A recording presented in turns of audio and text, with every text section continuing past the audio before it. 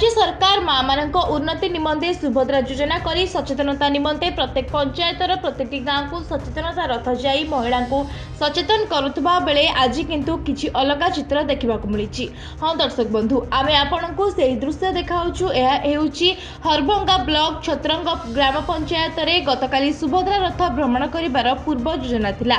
सेथिपई प्रशासन पक्षरु मध्य प्रत्येक गाँव रे रथ को विपुल स्वागत करिबा निमंते पूर्वरु कुहा जाउथला।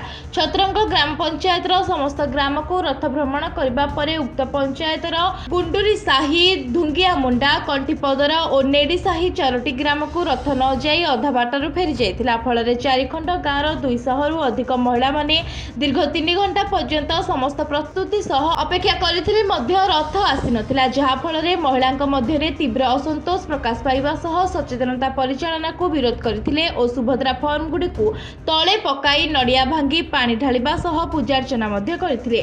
महिलांक कहबा अनुसार सुभद्रा रथ माँ मानकर विह्वलता सह खोलिबा सह माँ मानक मर्यादा को हानि करुछि बोली किछि महिला निजर प्रतिक्रिया रे कहिसंती। बौद्ध जिल्लार रुदानंद मेहरଙ୍କ रिपोर्ट लिव लाइव ओडिया।